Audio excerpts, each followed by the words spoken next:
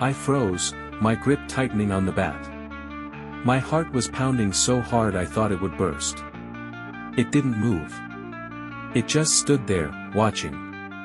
I blinked, and it was gone. This morning, there was another tape on the porch. This one wasn't labeled. We haven't watched it yet. Karen's begging me to just get rid of it, but I can feel it calling to me. I don't know how to explain it, but it's like it wants us to watch. If we do, I'll update you.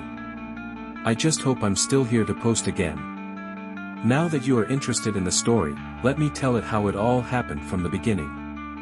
Part 1, A Stranger's Gift, from a Reddit post. A Stranger's Gift.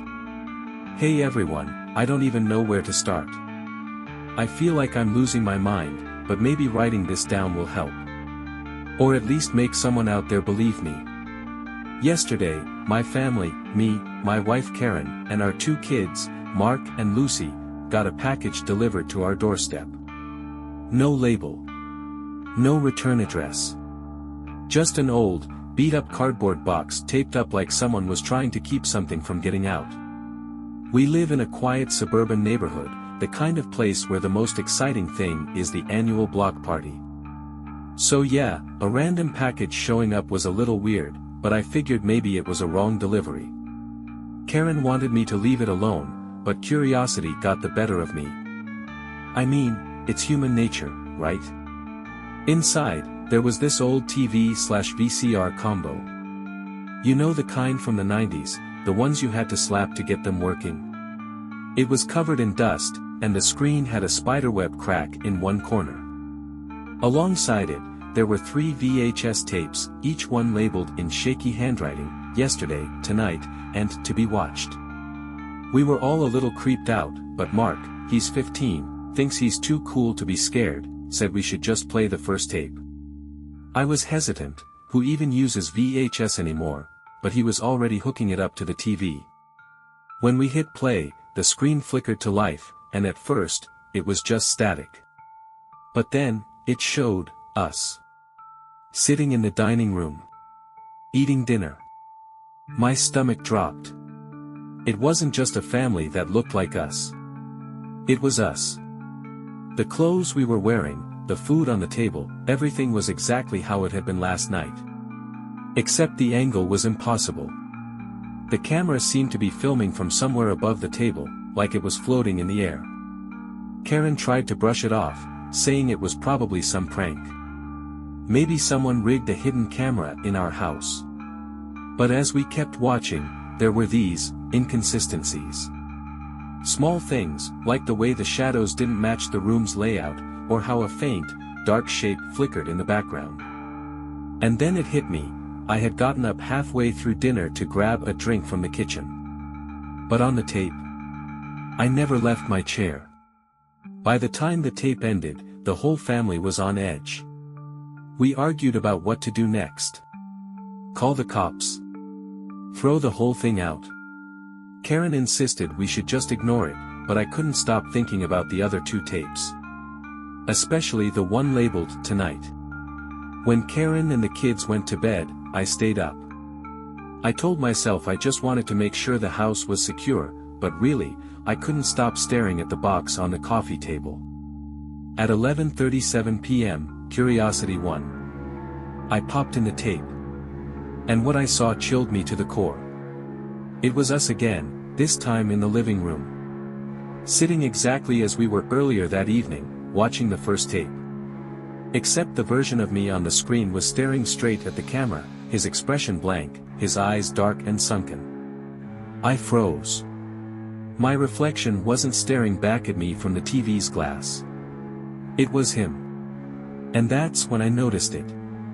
On the far edge of the screen, just barely visible, was a shadowy figure. It stood in the corner of the room, watching us. Watching me. I stopped the tape. I didn't sleep. This morning, Karen found a new tape on the porch. It's labeled Tomorrow. Part 2, Watching Us Watching Them, from a Reddit post. Watching us watching them. I'm back, and I wish I wasn't. Things have gotten worse. I've spent the whole day trying to figure this out, but I don't know what's happening or who's doing this to us. Let me pick up where I left off. This morning, Karen found the new tape sitting on the porch. No knock, no doorbell, just the tape, sitting there in plain sight. She thought it was just a joke from some neighborhood kids, but I knew better. The VHS was wrapped in plastic, just like the first ones, with the word, tomorrow, scrawled on it in the same jittery handwriting. I wanted to throw it away, but Mark insisted we watch it. He's been treating this whole thing like it's some kind of dark reality show, even though it's freaking everyone else out. Karen didn't want the kids involved, but Lucy started crying when we argued about it. She's only 9, and I think she's picking up on how scared we all are. In the end, we watched it.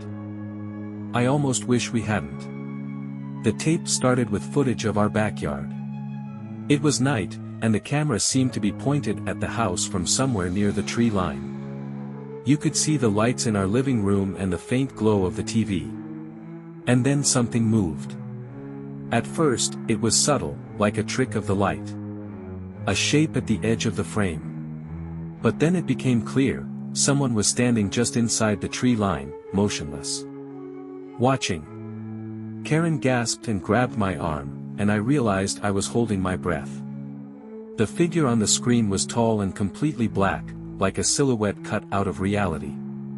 It didn't move, didn't make a sound. It just stood there, staring at the house. And then the screen cut to static. For a moment, I thought the tape was over. But no.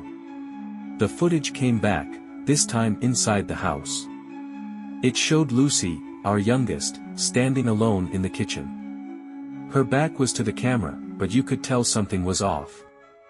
She was swaying slightly, like she was in a trance. And then, slowly, she turned around.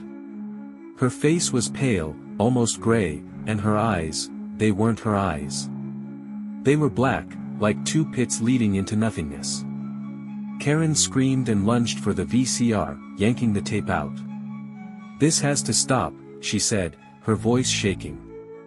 "We're not watching another second of this." Mark and I were both frozen. I kept staring at the blank TV screen, expecting Lucy's face to reappear. And that's when we heard it. A soft creak, like a footstep on the wooden floor. Lucy was standing in the hallway, rubbing her eyes. "Why are you all yelling?" she asked, her voice groggy. I swear to God, my heart stopped. Karen ran over and hugged her, checking her face like a maniac. Lucy looked confused, but she seemed fine, normal, even. I was about to convince myself it was all just some elaborate prank when Lucy said something that sent chills down my spine. "I saw him," she said quietly, her voice trembling. "The man from the tape." "What man?" Karen asked, but Lucy wouldn't answer. She just buried her face in Karen's chest and started crying. That night, I couldn't sleep. I stayed up in the living room, keeping an eye on the backyard. At one point, I thought I saw something move near the trees, but when I turned on the porch light, there was nothing there. Around 3 a.m., I gave up and went to bed. This morning, there was another tape. It was left in the same spot as the last one, but this time, it wasn't labeled. Just a plain black VHS with no writing on it. We haven't watched it yet. Karen is begging me to call the cops, but what do I even tell them? Hey, someone's leaving creepy VHS tapes on my porch, and they might be predicting the future. I'm scared to press play, but I know we have to. I'll update you as soon as I can. I just hope I don't regret it. Part 3, The Unseen Guest, former Reddit post. The Unseen Guest. I wish I could say we stopped watching the tapes. I wish I could tell you that calling the cops helped, or that we packed up and left town. But none of that happened. If anything, it feels like we're in too deep now, and I'm starting to think leaving wouldn't even matter. We watched the new tape. And now I wish we hadn't. After a tense breakfast, Karen gave in and let Mark set up the VCR again. Lucy stayed upstairs, she's been glued to her room since last night, and honestly, I don't blame her. This time, the tape started with a low hum, almost like white noise but deeper, heavier, like it was pressing on my chest. Then the screen flickered to life, and we saw our backyard again. It was night, and the camera was facing the house from the tree line, just like before. But this time, it was closer. Too close. The angle was almost at ground level, looking up at the windows like someone was crouched outside. Mark leaned forward, squinting at the screen. "Is that someone moving?" he muttered. Karen and I stared at the screen, our hearts pounding. And then we saw it. A figure, tall, thin, and shadowy, was standing next to the shed. It wasn't moving, just staring at the house. Its head was slightly tilted, almost curious, like it was studying us. Suddenly, the camera zoomed in, focusing on the living room window. On us. I grabbed the remote and hit pause, but the tape kept playing. "That's not possible," Karen whispered. The footage switched to the inside of the house, but it wasn't just random. It was the living room, exactly as it looked at that moment. The three of us sitting on the couch, watching the tape. On screen, the camera moved closer, panning behind the couch. Mark turned to look behind him, and so did I. There was nothing there. Then the tape showed something that made my blood run cold. On the screen, a dark figure was standing at the end of the hallway, its head cocked at an unnatural angle.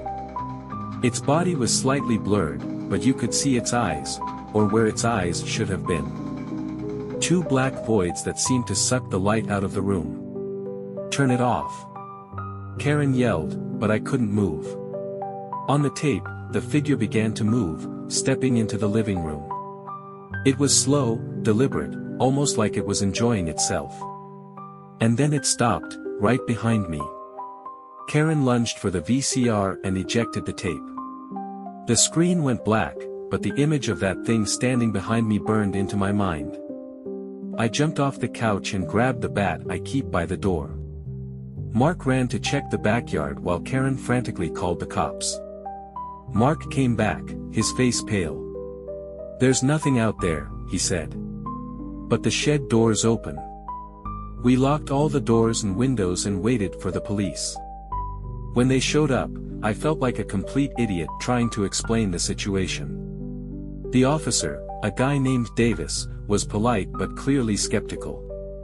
He checked the backyard and the shed but didn't find anything. He told us to call if we saw anything real. After they left, Karen begged me to destroy the tapes. I tried. I smashed one with a hammer, but when I checked the pieces, it was like nothing had happened. The plastic was cracked, but the tape itself was perfectly intact, almost like it was regenerating. Mark suggested we burn them, but Karen refused. "What if that makes things worse?" she said. We finally agreed to lock the tapes in the shed. At least then they wouldn't be in the house. That night, we all slept in the living room together. I stayed up, gripping the bat like my life depended on it. Around 3 a.m., I heard a sound. It was faint at first, like shuffling footsteps, but it grew louder. I strained my ears, trying to figure out where it was coming from. And then I saw it. The figure from the tape was standing at the end of the hallway, staring at us. I froze, my grip tightening on the bat. My heart was pounding so hard I thought it would burst. It didn't move. It just stood there, watching. I blinked, and it was gone. This morning, there was another tape on the porch. This one wasn't labeled. We haven't watched it yet. Karen's begging me to just get rid of it, but I can feel it calling to me. I don't know how to explain it, but it's like it wants us to watch. If we do, I'll update you. I just hope I'm still here to post again. Part 4, Signs of the End, former Reddit post. Signs of the End. I don't know how much longer we can do this. Every time I think we've hit the peak of insanity, something else happens. It's like the tapes are digging deeper into us, pulling us apart, piece by piece. I didn't want to watch the newest tape. I really didn't. But Mark wouldn't stop pestering me, and Karen said we needed to know what was on it. If it's showing us something we need to see, she said, maybe we can stop it. I didn't believe her. The truth is, I don't think any of us can stop what's happening. When we played the tape, the screen was black for a long time. No sound, no static. Just darkness. Then it cut to the backyard. The angle was high up, like the camera was floating near the roof. I could see the shed clearly, the door swinging open in the wind. Inside the shed, there were things we didn't recognize, piles of photographs, old film reels, and what looked like melted candles. But there was something else, too. Something we couldn't see clearly.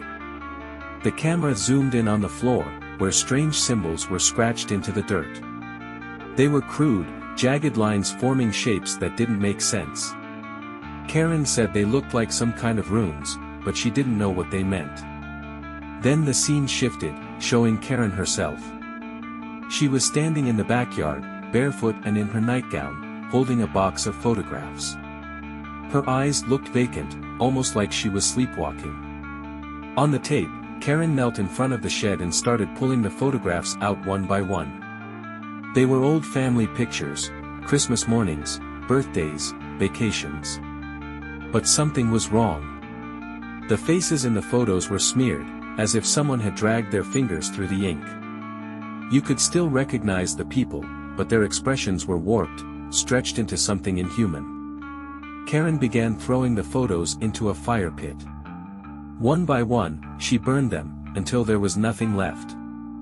I turned to her, but she just stared at the screen, her face pale. I didn't do that, she whispered. Tom, I swear to God, I didn't. Mark ran to get the photo albums. When he brought them back, we flipped through the pages, and my stomach dropped. The pictures were gone. Entire sections of our family's life, birthdays, holidays, vacations, had been ripped out. All that was left were blank spaces where the photos should have been. Karen started crying, saying she didn't remember doing any of it. But how could she? We'd never even used the fire pit. The rest of the tape showed more footage of the house. The angles were strange, shifting constantly, like the camera was moving through the walls. It showed us sleeping in the living room, the shadows of the furniture stretching unnaturally across the floor. Then the screen went black again. And that's when the power went out. It wasn't just the TV, everything went dark. The lights, the fridge, even my phone. I heard Lucy screaming upstairs, and we all ran to her room. She was huddled in the corner, pointing at her closet. He's in there, she sobbed.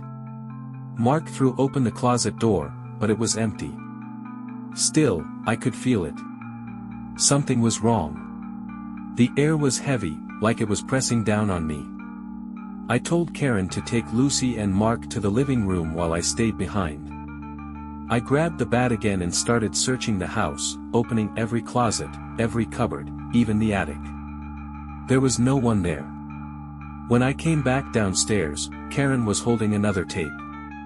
It had been left on the coffee table, even though the house was locked. This one had a label, Karen. She refused to let us watch it, saying she couldn't take it anymore.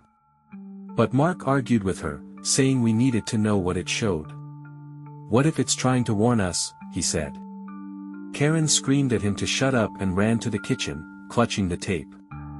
And then she froze. She was staring at the glass sliding door that led to the backyard. At first, I couldn't tell what she was looking at, but then I saw it. A face. Pressed against the glass was the same shadowy figure from the tapes. Its head was tilted at an odd angle, and its mouth was stretched into a grin too wide to be human. Its breath fogged the glass, but it didn't move. I ran toward the door, gripping the bat, but before I could get there, the face disappeared. The next morning, the power was back on, but we all felt like we'd been drained of life. Karen refused to talk about what she saw, and Mark wouldn't stop staring out the window. I don't know what's on the Karen tape. She won't let us watch it, and I'm afraid of what it might show. But I have a feeling we won't have a choice. Because this morning, there was another tape. It was left on our porch, sitting on top of an envelope. The label read, "The End. Part 5, Broken Reflections," from a Reddit post. Broken reflections. I'm starting to think the tapes aren't just showing us what's going to happen, they're making it happen. Whatever this thing is, it's not just watching us. It's controlling us. Twisting us. This is what happened after we found the tape labeled "The End." We didn't watch it right away. Karen begged me to throw it out, and I almost did. But the envelope sitting with it stopped me. It wasn't sealed, just a plain white envelope with my name written on it in the same shaky handwriting as the tape labels. I opened it. Inside was a photograph. It was an old Polaroid, faded and scratched, but I recognized the scene immediately. It was our living room. Mark was sitting on the couch with his headphones in, Karen was reading a book, and Lucy was coloring on the floor. It looked ordinary at first. But then I noticed the reflection in the TV screen. It wasn't us. The people in the reflection looked like us, but they weren't doing the same things. Karen was standing by the window, staring outside. Lucy wasn't coloring, she was sitting cross-legged, her face turned directly toward the camera. And Mark wasn't there at all. Instead, there was a figure standing behind the couch. Tall, dark, and featureless. Its head was tilted, as if it were looking down at Karen. I dropped the photo. My hands were shaking so badly I could barely breathe. Karen saw my face and asked what was wrong, but I couldn't bring myself to show her. Instead, I shoved the envelope in a drawer and told her I'd thrown it away. But I couldn't ignore the tape. That night, after everyone went to bed, I watched it alone. It started with the same low hum as the other tapes. The first few minutes were just static, but then the screen flickered to life. The tape showed our kitchen. Karen was standing at the sink, staring down at something in her hands. The angle was wrong, like the camera was inside the faucet. She was holding a photo. One of the ones that had been missing from our albums. It was a picture of her and Lucy, smiling at the beach. Except in the photo, Karen wasn't smiling. Her face was blank, her eyes dark. On the tape, Karen suddenly tore the photo in half and threw it in the trash. I couldn't stop staring at the screen. I knew it wasn't real, Karen would never destroy our pictures. But the tape made it feel so inevitable. The scene shifted to Mark's room. He was sitting at his desk, scrolling on his phone. But his reflection in the computer monitor wasn't moving. It just stared straight ahead, watching him. Then, without warning, the reflection smiled. Mark didn't seem to notice. He kept scrolling, oblivious to the thing watching him. The next scene showed Lucy. She was standing in front of the hallway mirror, tilting her head back and forth like she was examining her reflection. But the reflection wasn't mimicking her movements. Instead, it stepped forward, pressing its hands against the glass. Lucy backed away, but the reflection stayed, grinning at her. Its teeth were too sharp, too bright. And then it spoke. "Come closer." I stopped the tape. I couldn't watch anymore. But when I looked up, I realized I wasn't alone. Lucy was standing in the doorway, her face pale. She was holding a crumpled piece of paper in her hands. "Daddy," she whispered. "I found this under my pillow." I took the paper from her and unfolded it. My blood ran cold. It was another Polaroid. This one showed our entire family standing in the backyard. Karen, Mark, Lucy, and me. But there was a fifth person in the photo. The figure. It stood at the edge of the group, its head tilted, its hands resting on Lucy's shoulders. I wanted to scream, but Lucy grabbed my arm. "Daddy, it's in my room," she said, her voice trembling. "It's in the mirror." I ran upstairs with her, but when we got to her room, the mirror was empty. Nothing out of the ordinary, just a reflection of her bed and her bookshelf. But the air felt heavy, like the house was holding its breath. I didn't sleep that night. None of us did. Karen sat in the living room, clutching the bat. Mark locked himself in his room with his headphones on. And Lucy slept in my lap, trembling every time the wind rattled the windows. This morning, we found another tape. It wasn't on the porch this time. It was in the VCR. The label read, "Come and find her." We haven't played it yet. I'm too scared to find out what it means. But I know one thing. Lucy isn't safe. Part 6, Crossing the Line, former Reddit post. Crossing the line. I've crossed a line I never thought I would. And now, I don't know if we're closer to the truth or if I've made everything worse. The tape labeled, "Come and Find Her," has taken us to a place I wish we'd never gone. We waited until the kids were asleep before watching it. Karen was against it, she kept saying, "What if it shows something we can't handle?" But I convinced her we couldn't ignore it. Lucy's safety depended on us understanding whatever this was. The tape began in total silence. No hum, no static, just blackness. For a moment, I thought it was blank, but then a scene appeared. It was the hallway in our house, dimly lit, the view shifting as though the camera were being carried. The perspective moved toward Lucy's room. The door creaked open, and the camera showed her sleeping peacefully in bed. Then, the camera panned to the mirror. Something was there. The reflection didn't match the room. It was darker, twisted, like the mirror was showing a version of Lucy's room that existed somewhere else. And standing in the corner, almost hidden in the shadows, was the figure. It didn't move. It just stood there, its head cocked, its featureless face somehow focused on Lucy. Then Lucy's reflection moved. She sat up in bed, but her real self didn't. The reflection smiled, its eyes black and empty. It stepped closer to the glass, pressing its hands against the mirror.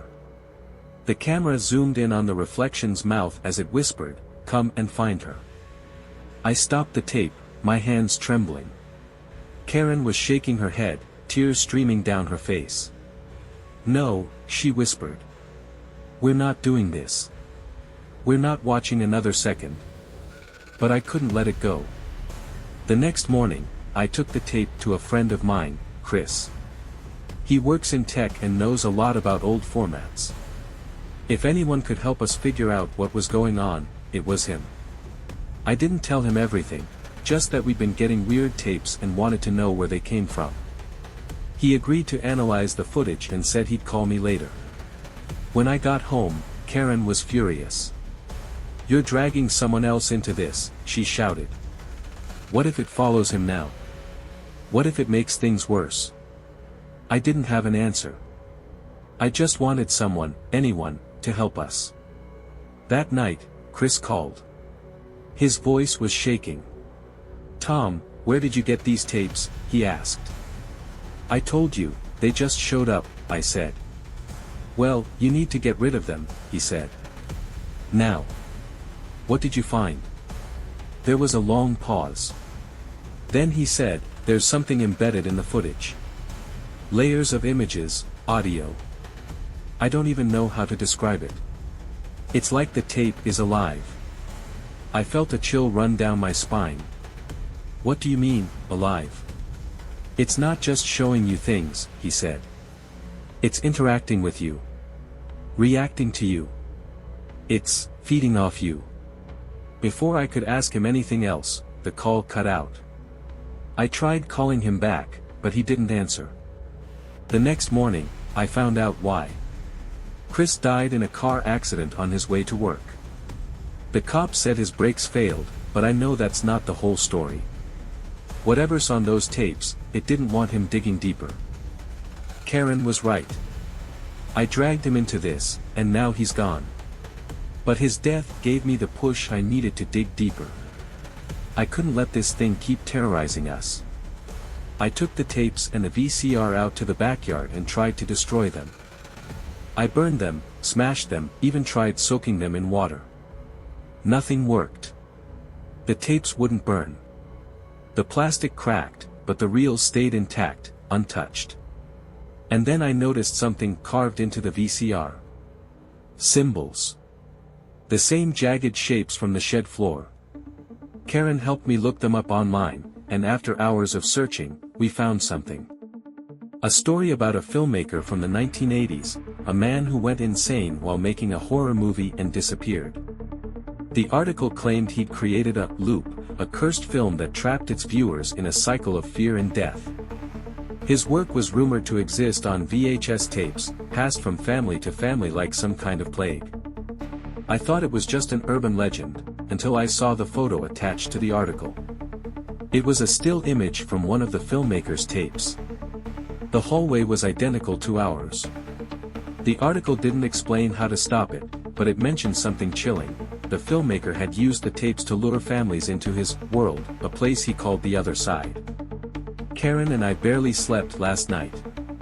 We've decided to follow the tape's message, to come and find her. It's insane, I know, but what else can we do? This thing isn't going to stop until it gets what it wants. There's a place in town, an old abandoned house that matches some details from the tape. We're going there tonight. If this is my last post, I just want to say, be careful. If you ever find a strange tape, don't watch it. Don't even touch it. And if you do, for God's sake, don't let it watch you back. Part 7, The Other Side, former Reddit post. The Other Side. I don't know if I'm going to make it out of this, but if you're reading this, at least you'll know the truth. We went to the house. The one I mentioned in my last post. It's an abandoned wreck on the edge of town, tucked into a patch of woods that people avoid. From the moment we pulled up, I knew we were in the right place. The house looked just like the one on the tapes.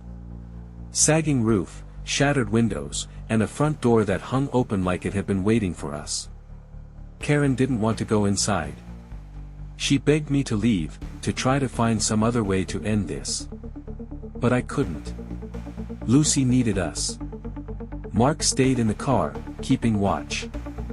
I didn't want him involved any more than he already was, but he refused to stay home. If something happens, I'm not letting you two go in there alone, he said. I don't know whether I was proud or terrified for him. Karen and I stepped inside, and it felt like walking into a nightmare. The house was freezing, even though it was warm outside. The air felt heavy, like the walls were pressing in on us. Dust and cobwebs covered everything, but there were footprints in the dirt on the floor. Fresh footprints. The layout was familiar, identical to our own home. Every creak of the floorboards, every angle of the walls felt wrong, like a distorted reflection of reality. In the living room, we found a pile of old film reels, photographs, and VHS tapes scattered across the floor. Most of the photos were of families, smiling, happy, ordinary. But their faces were scratched out, leaving jagged gouges where their eyes should have been. Karen picked up one of the photos and gasped. It was us. The photo was from last Christmas, when we'd taken a family picture by the tree. But the tree wasn't there. Neither were the presents or decorations. Instead, the background was dark, and standing behind us was the figure from the tapes. Its hands rested on Lucy's shoulders. I wanted to scream, to smash everything in that room, but Karen grabbed my arm. Tom, she said, her voice trembling. Look. She was pointing at the TV in the corner of the room. It was identical to the one we'd received in the package, even down to the crack in the screen. The VCR was already loaded with a tape. The label read, "Play Me." Karen didn't want to do it, but I had to know what it showed. The tape started with static, then cut to a scene of Lucy. She was sitting in a dark room, her knees drawn to her chest, rocking back and forth.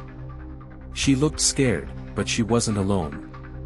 The figure was there, standing in the corner, its head tilted as it watched her. The camera panned across the room, showing the walls.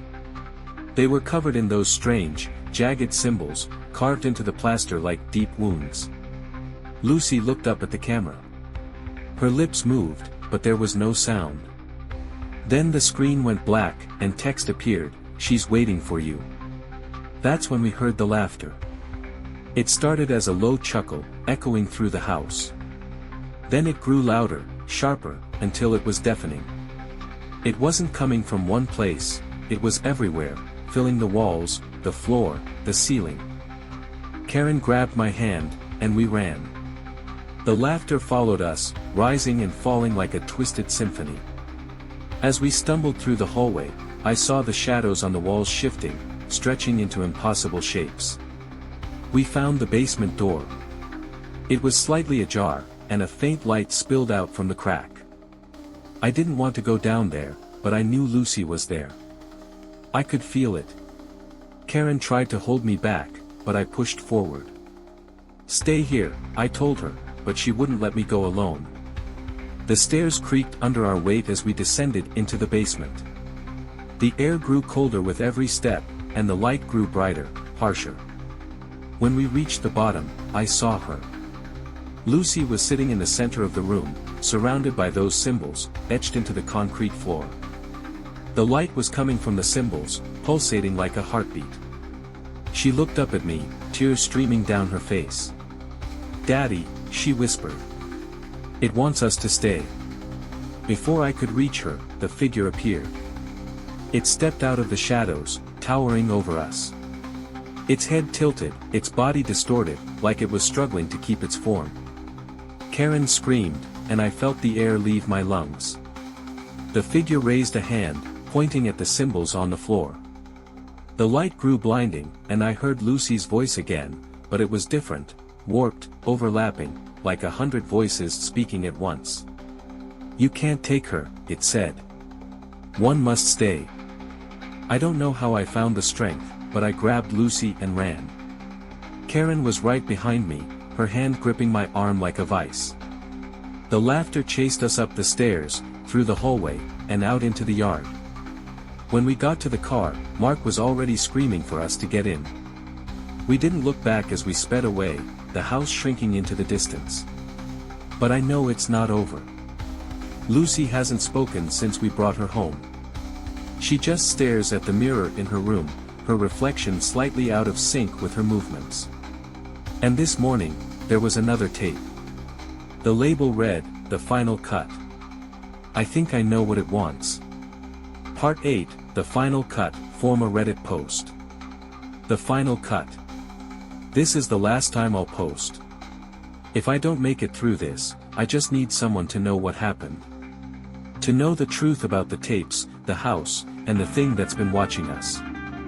We watched the final tape. We didn't have a choice. The label said, "The Final Cut," and something about it felt heavier, more ominous than the others. Even Karen, who's been fighting against this from the start, said we couldn't ignore it. "If it wants us to see something," she said, "then we need to see it." So, we played it. The screen flickered to life, and this time, there was no build-up, no static. It was our living room, but it wasn't just footage. It was happening in real time. I saw myself sitting on the couch, staring at the TV. Karen was standing behind me, her hand on my shoulder. And Lucy. Lucy was standing in front of the mirror in the hallway, her reflection frozen even though she was swaying slightly. But there was something else. The figure. It was standing in the corner, partially hidden in the shadows, watching all of us. Then the screen cut to black, and words appeared. "One must stay." The screen changed again, showing the basement of the abandoned house. The symbols on the floor were glowing faintly, and in the center of the room was a mirror. But it wasn't just any mirror. It was huge, taller than a person, its surface rippling like water. And then Lucy's face appeared in the reflection. Her voice, warped and echoing, came from the TV. "It's the only way," she said. I felt my stomach drop. I knew what it wanted. Karen broke down, sobbing uncontrollably. "No," she kept saying, over and over again. No, no, no. Mark stood frozen, his face pale. For once, he didn't have anything to say. But I did. I knew I couldn't let it take Lucy. Karen tried to stop me as I grabbed the car keys, but I told her to stay with the kids. If I don't come back, you take them and leave, I said. Go somewhere far away. Burn the tapes if you can. She looked at me like I was already dead. Tom, please, she whispered. But I didn't have a choice. I drove back to the house, the final tape still clutched in my hand. The closer I got, the more the air seemed to press down on me, suffocating and heavy. By the time I reached the house, it felt like the darkness was alive, pulling me in. I stepped inside, and the door slammed shut behind me. The house was alive. The walls were shifting, breathing, and the laughter started again, low and menacing. I forced myself to move, my legs trembling with every step.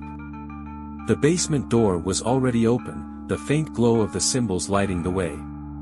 When I reached the bottom of the stairs, the mirror was there, just like on the tape. Its surface rippled, and Lucy's face appeared again. But it wasn't really her. Her eyes were wrong. They were too dark, too empty. The figure stepped into view, its hand resting on Lucy's shoulder. One must stay, it said, its voice echoing in my head. I realized then what it wanted. It wasn't just about taking someone, it wanted a trade. A soul for a soul. Without thinking, I stepped forward. Take me, I said. The figure tilted its head, considering me. Then it pointed at the mirror. The surface began to ripple again, and I saw Karen, Mark, and Lucy standing in the living room, watching the tape. Karen was screaming, reaching for the TV, but the screen kept playing. I knew what I had to do. I stepped into the symbols on the floor, the glow burning into my skin like fire. The mirror rippled violently, and the figure's grin stretched impossibly wide. As I took my last step forward, I heard Karen's voice. She was screaming my name. But it wasn't coming from the mirror. It was coming from the stairs. I turned and saw her standing there, tears streaming down her face. Before I could stop her, she ran into the circle of symbols and shoved me backward. What are you doing? I shouted. I can't lose you, she said, her voice breaking. Take care of them, Tom. Promise me. The mirror flared with blinding light, and before I could reach her, Karen was gone. The mirror's surface went dark, and the symbols stopped glowing. I fell to my knees, sobbing, the silence in the house deafening. When I got home, the tapes were gone. The TV and VCR were gone. Everything was just gone. Lucy doesn't remember anything. Mark is trying to act normal, but I can see the fear in his eyes. And Karen. Sometimes, late at night, I hear her voice coming from Lucy's room. When I check, there's nothing there except Lucy, staring into the mirror. Her reflection doesn't always move the same way she does. And last night, I found a new tape on the coffee table. It wasn't labeled. I haven't played it yet. I don't think I ever will. Thank you for watching this story to the end. Subscribe to our channel to stay up to date with new stories. I also look forward to your comments, criticisms and suggestions below this video.